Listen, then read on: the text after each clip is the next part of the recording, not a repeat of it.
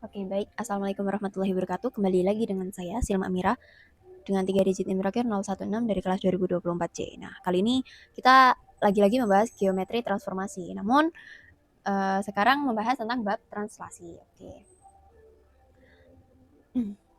Nah, translasi itu apa? Nah, kita langsung aja. Kita misalkan di sini ada suatu titik. Misalkan di sini ada P. Titik P di sini. Nah, titik P ini ada di ruang 2 atau dimensi 2. Dan S itu suatu pemetaan. Nah, terdapat ruas garis berarah atau vektor. Kita tuliskan di sini vektor AB. Sedemikian hingga untuk setiap titik P dengan S vektor AB titik P sama dengan P aksen. Dapat dipenuhi PP aksen sama dengan AB dan PP aksen itu sejajar dengan AB. Nah, di sini pemetaan S itu disebut sebagai translasinya atau pergeserannya. Itu dituliskan sebagai S vektor AB ini. Nah, untuk melakukan suatu translasi itu harus ada atau ditentukan dulu sebuah vektor gesernya. Nah, pemisalan ini tadi atau definisi translasi ini tadi, itu kan di sini misalkan ada P ya. Ini ada P di sini.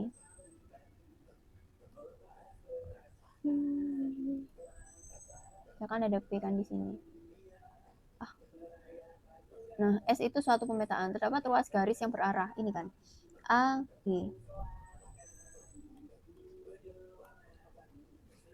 Nah, sedemikian hingga untuk setiap titik P ini tadi,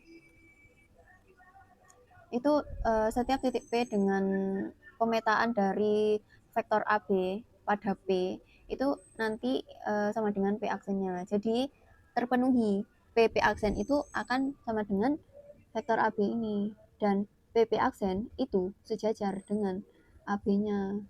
Nah, kita akan membuktikan translasi itu apakah transformasi. Nah, untuk membuktikan suatu transformasi itu kan perlu dibuktikan apakah dia itu fungsi bijektif. Nah, untuk menentukan dia itu fungsi bijektif kan perlu membuktikan bahwa dia itu juga fungsi injektif dan fungsi surjektif gitu. Jadi ini kita akan membuktikan dulu translasi itu injektif dan translasi itu surjektif. Nah, yang pertama, kita buktikan bahwa translasi itu injektif. Nah, kita tahu kan injektif itu misalkan ada bayangan yang sama, maka kita itu harus menemukan titik asal yang sama juga gitu. Nah, kita misalkan di sini ada dua titik, misalkan ada titik B dengan koordinatnya x1 dan y1. Dan titik I itu Q2 dan Y2 di bidang R2 ya. Nah, kita andaikan bayangan dari keduanya itu setelah ditranslasikan oleh vektor V itu menjadi AB dan itu sama gitu. Jadi bisa dituliskan berarti kita andaikan bayangan setelah ditranslasikan oleh vektor V dengan koordinatnya AB itu menjadi seperti ini. SAB itu di titik P itu akan sama dengan translasi AB-nya pada G. Nah, dari sini bisa dituliskan X1 plus A, Y1 plus B itu sama dengan X2 plus A dan Y2 plus B. Nah, dari persamaan itu kita nanti dapat gini. Kita hitung X-nya ya, yang XX dulu. X1 plus A itu sama dengan X2 plus A. Nah, ini nanti karena A-nya ini kan bilangan real dan AB itu kan bilangan real. Nah, maka dari itu X1 itu sama dengan X2. Begitu juga dengan Y-nya. Y1 plus B sama dengan Y2 plus B. Itu nanti menjadi Y1 itu nanti sama dengan Y2. Nah, karena X1 sama dengan X2 dan Y1 sama dengan Y2, ini kan membuktikan bahwa P itu kan sama dengan Q. Ini kan punyanya P, ini kan punyanya Q. Nah, maka dari itu titik P dan titik Q ini sama. Jadi ini terbukti bahwa fungsinya injektif. Oke. selanjutnya kita akan membuktikan bahwa translasi itu surjektif. Nah, kita misalkan punya sembarang titik ya. Misalkan di sini ada titik Q dengan koordinat titiknya x aksen x aksen dan y aksen. Terus kita itu ingin mencari titik P ini dengan x y, dengan titiknya x y. Nah, maka dari definisi yang translasi itu kan bisa dituliskan x ditambah a, y tambah b, itu kan sama dengan x aksen, y aksen. Nah, kita kan bisa menentukan nilai x dan y-nya. Dari sini kan x plus a itu kan sama dengan x aksen. Nah, ini jadi x itu x aksen min a. Nah, y-nya y min b sama dengan y aksen, y sama dengan y aksen min b. Nah, karena x aksen dan y aksen ini adalah bilangan real, ini x aksen dan y aksennya itu kan bilangan real, artinya titik P ini selalu ada di bidang 2 dimensi atau R2. Jadi translasinya itu surjektif gitu. Berarti di sini karena titik P yang x aksen min a dan y aksen min b-nya itu selalu ada di ruangan ini. Ini kan R bilangan realnya ini ada di ruang 2 dimensi maksudnya. Nah, jadi ini fungsi surjektif. Nah, kenapa surjektif? Karena kan surjektif itu kan setiap titik di bidang itu pasti ada titik lain. Jadi misalkan tadi setiap titik Q di bidang pasti ada titik P ini. Nah, sedemikian hingga S AB-nya dari P itu sama dengan Q gitu. Oke, selanjutnya kita akan membahas teorema 5.1, yaitu translasi itu merupakan isometri. Nah, tadi kan sudah membuktikan bahwa S vektor AB itu kan transformasi. Nah, di sini kita akan membuktikan translasi itu merupakan isometri. Nah, ini buktinya. Langkah pertama, kita misalkan bahwa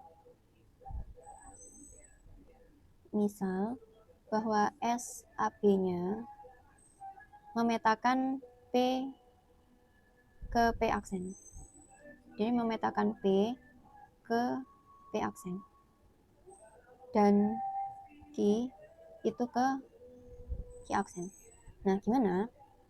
Jadi misalkan ini ada sebuah vektor garis ini A, B. Nah, translasi dari vektor AB ini memetakan P ke P aksen. Jadi di sini misalkan di sinilah P aksen, P aksen, dan Q ke Q aksen. Nah, ini sama ya. Oke, berarti garis PP aksen ini kan sama dengan garis QQ aksen kan. Nah, karena garis PP aksen ini gini, garis PP aksen itu sama dengan garis dari QQ aksen. Nah, sama juga dengan garis AB-nya. Karena kan P ini, P dan Q ini itu kan memetakan dari vektor AB-nya kan, gitu. Nah, kita akan membuktikan bahwa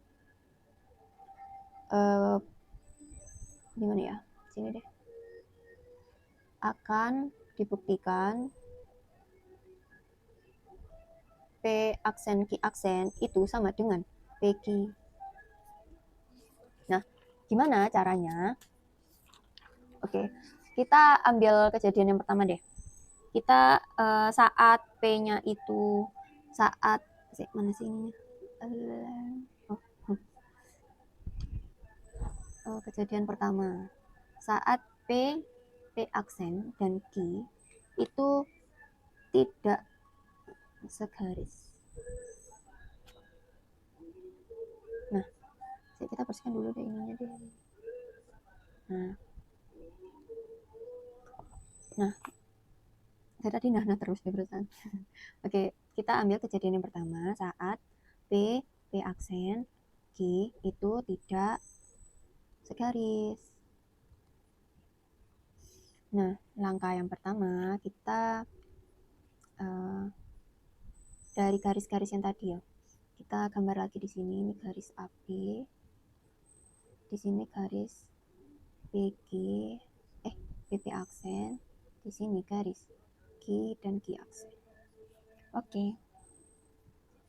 Nah, dari Q, P aksen dan Q aksen itu kan bisa dibentuk suatu jejer genjang. Jadi gini kan bisa dibentuk jejer genjang segini. Ini Q aksen ini gini. Nah, sini kan bisa dibentuk jejer genjang. Wah, tidak simetris teman-teman. Ya pokoknya ini sama ini gitu ya. Ini sama ini. Nah, langkah pertama Q, P aksen dan Q aksen itu jejer genjang. Nah, karena jejer genjang, translasi AB dari B itu sama dengan P aksen, dan translasi AB dari Q itu Q aksen. Maka P aksen Q tidak segaris. Nah, ini kan premisnya. Nah, langkah pertama P aksen itu sejajar dengan Q aksen. Nah, di sini kan P aksen, kelihatan nggak? Nah, P aksen itu sejajar dengan Q aksen. Nah, setelah itu Q P itu juga sejajar dengan Q aksen, P aksen gitu. Berarti ini dan Q P itu sejajar juga dengan Q aksen, P aksen. Lanjutnya, langkah kedua, sejajar karena apa? Karena ini sejajar dari mana? Karena ini jejer genjang, definisi jejer genjang semester lalu. Ya, yang ini kan gini. Ya, itu. Ya, oke, lanjut. Jadi, lanjut yang pertama, yang langkah kedua, itu garis dari P aksen itu sama dengan Q aksen, garis dari Q aksen. Nah, karena jejer genjang juga, garis dari P aksen ini dan Q aksen itu kan sama, kongruen.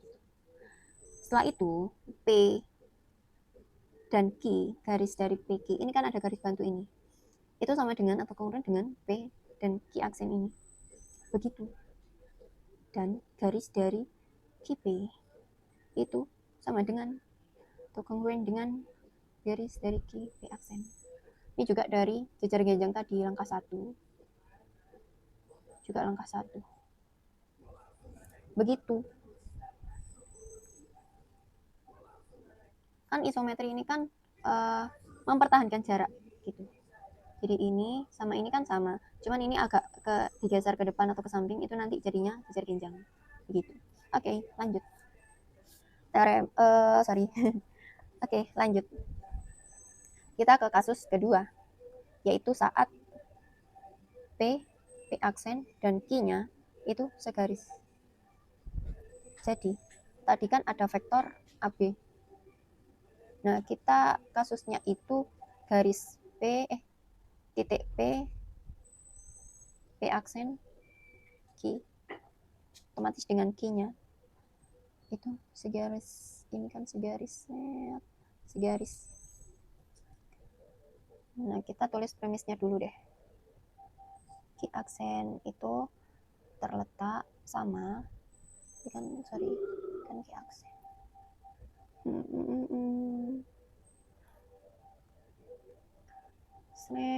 Maaf ya, ini garis. Oke. Nah, Ki aksen ini terletak pada garis yang sama. Yang sama dengan siapa? Dengan P aksen, dan G. Nah, setelah itu, kan dari sini kita kan bisa melihat bahwa di garis segaris ini itu kan ada garis P aksen, Q aksen. Itu sama dengan garis P, Q aksen dikurangi garis dari P aksen. Jadi P Q aksen itu kan jadi P Q aksen itu dikurangi dengan P aksen gitu. Terus langkah ketiga, kita juga dapat mendapatkan bahwa garis P Q aksennya itu sama dengan P Q aksen itu sama dengan garis PQ ditambah dengan garis Q aksen gitu. Lalu dari langkah ini kita akan mendapatkan PQ, garis PQ itu garis PQ, sorry ini PQ aksen tambah PP aksen. Nah, jadi PQ aksen itu sama dengan PQ ditambah PP aksen gitu. Nah, selanjutnya dari sini kita juga dari langkah ini dan ini kita mendapatkan garis P aksen Q aksen itu sama dengan garis PQ ditambah garis PP aksen dikurangi garis PP aksen. Nah, coba P aksen dan Q aksen itu kan dari PQ ditambah PP aksen dikurangi PP aksen. Makanya jadi P aksen Q aksen. Dari langkah 2 dan 4. Ini tadi dari langkah 3. Nah, selanjutnya karena itu garis P aksen Q aksen ini kan sama dengan PQ kan?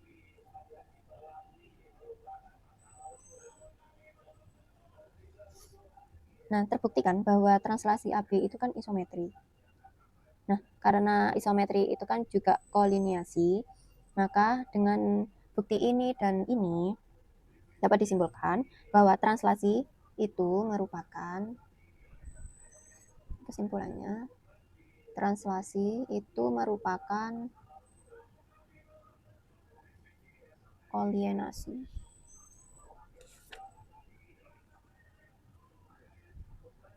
Kolineasi.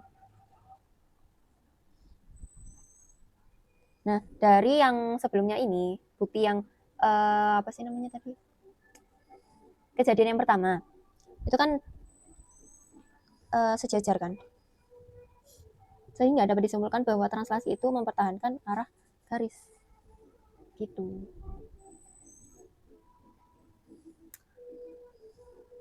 Oke, selanjutnya ke teorema 5.2, yaitu hasil kali dua translasi dari S vektor AB dengan S vektor JD akan merupakan translasi S vektor PG dengan garis PG-nya itu sama dengan garis AB ditambah garis JD.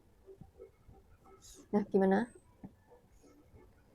Kita langkah pertama. Langkah pertama, kita ambil sebarang titik ya. Kita ambil sebarang titik. Misal titiknya apa? T. Titik T dalam bidang 2D pastinya. Nah, maka berlaku SAB pada titik T itu T aksen dengan TT aksen itu sama dengan AB. Ini kan dari definisi translasinya kan. Nah, terus langkah kedua dari translasi CD T aksennya itu bakal jadi T aksen, double aksen kan. Translasi dari T aksen jadi T double aksen gitu. Itu nanti sama dengan translasi CD. Astagfirullahaladzim. Kok itu sih? Kayak atasnya ya, definisinya juga. Jadi dengan T aksen, T double aksen itu sama dengan CD. Nah, dari langkah 1 dan 2 ini kan ini definisi translasi. Ini juga definisi translasi. Nah, langkah selanjutnya, maka di sini translasi dari CD kali dengan translasi AB, astagfirullahaladzim, AB ya, itu pada titik T itu akan menjadi translasi CD, itu T aksen yang sama dengan T aksen, double aksen, sorry.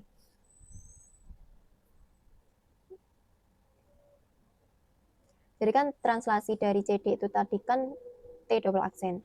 Nah, translasi dari ABT ini juga itu T aksen. Nah, setelah itu translasi CD ini dari T aksen kan jadinya kan T double aksen gitu. Oke, lanjut. Dari garis T aksennya, apa coba gambar ya. Jadi misalkan gini deh, ini ada vektor AB, AB-nya ini ya. Terus ada vektor CD, ini CD. Terus ada vektor sini ya, PQ.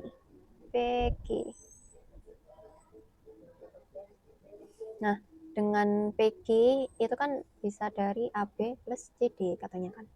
Nah, kita kan tadi memisalkan ini. Nah, jadi dari awal itu kan titik A. Titik T.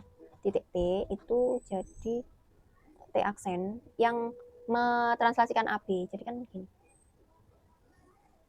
Dan T aksen. Ini harusnya sama ya. Aduh. Terus kan jadinya kan T aksen sama dengan AB.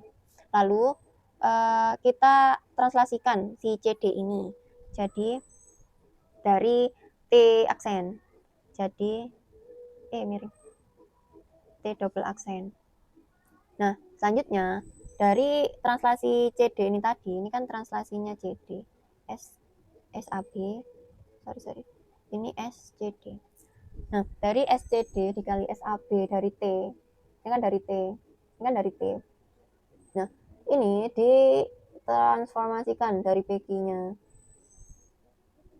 Jadi PQ kan ini.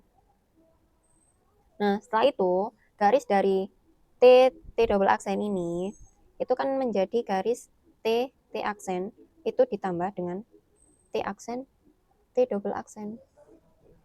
Kok kurung sih garis. T aksen T double aksen. Nah, ini kan translasinya. Nah, maka dari itu kan bisa disamakan sama garis aslinya gitu. Jadi T double aksen itu kan sama dengan AB. Itu ditambah dengan CD. Itu nanti sama dengan PQ. Gitu kan nih bisa jadi segitiga. Nah, begitulah. Oke, selanjutnya ke teorema 5.3 yaitu peta dari suatu titik oleh translasi itu berupa titik dan tunggal. Nah, kita misalkan ada suatu titik deh, kita ambil sembarang titik. Misal di sini titik P. Kita punya misalkan andaikan sama aja. Andaikan kita punya titik P. Titik P dan suatu translasinya itu SAB aja ya. Nah, kita andaikan peta dari T itu tidak tunggal. Kan tadi pinginnya kan tunggal. Tapi kita andaikan dia tidak tunggal. Peta dari P itu tidak tunggal. Yaitu P aksen dan P double aksen.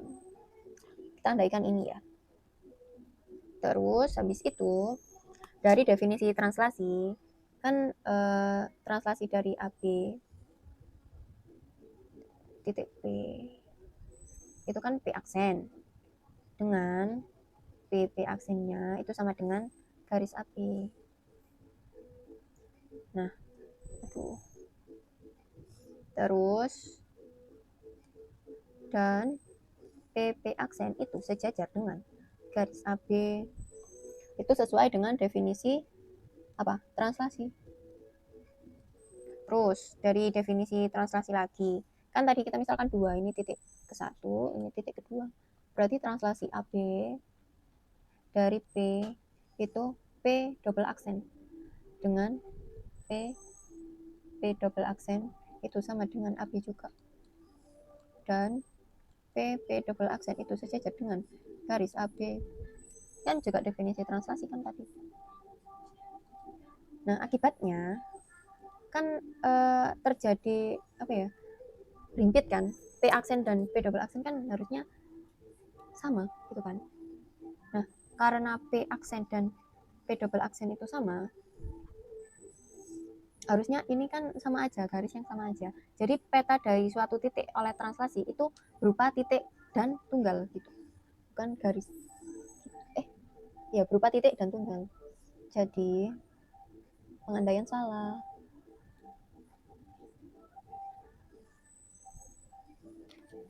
Begitu. Oke, selanjutnya kita akan membuktikan teorema ke 5.4.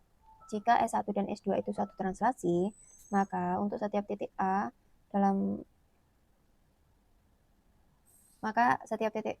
yaitu di R2 berlaku S2 ke S1 di titik A itu sama dengan S1 ke S2 titik A. Nah, ini kita andaikan kalau apa namanya ini yang akan dibuktikan ini itu kita andaikan tidak sama dengan ya. Jadi kita andaikan S2 S1A itu tidak sama dengan S1 S2A. Nah, kita pasti apa ya? Bayangnya kan pasti ini itu beda dengan yang ini gitu kan. Jadi langkah yang pertama kita mungkin pakai garis ini deh, ada garis S1. Misal ini S1, terus ada garis ini S2. Nah, langkah awal kita gambarkan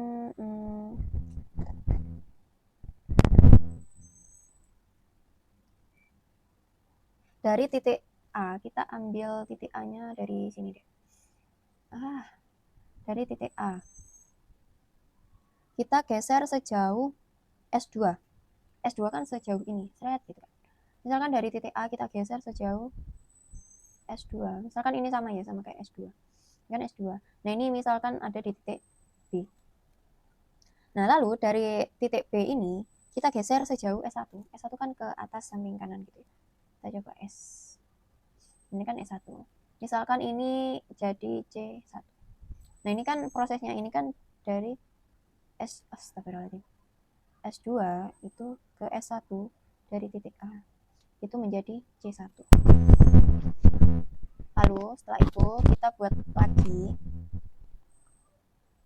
dibalik ya sekarang. Tadi kan dari S2 dulu terus S1. Terus sekarang S1 ke S2. Jadi S1 dari A S1 dari A ini terbentuk D. Terus S2 dari titik D ini terbentuk C2. Kan ini tidak sama dengan makanya C2.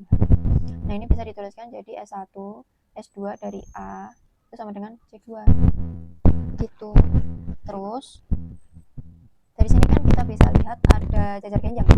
Jajar genjangnya itu jajar genjang A, B, C1, D dan A, B, C2, D. Ini kan. Nah, ini ada dua titik. Ini kan jajar genjang ABC1D dan ABC2D. Nah, karena bentuknya jejer kenjang dengan titik A, titik B, titik D-nya sama, harusnya kan C1 dan C2 ini kan juga sama. Tapi di kasus yang ini, itu kan C sama C2-nya kan tidak sama. Tetapi harusnya C1 sama dengan C2 itu sama aja itu. Nah, maka dari itu pengandaian ini itu salah. Jadi S1 S2 satu translasi itu dari ini itu membentuk S2 ke S1 dari titik A itu sama dengan S1 ke S translasi kedua di titik A itu sama gitu. Oke, cukup sekian dari saya. Kurang lebihnya mohon koreksinya. Terima kasih. Wassalamualaikum warahmatullahi wabarakatuh. Sampai jumpa di pertemuan selanjutnya.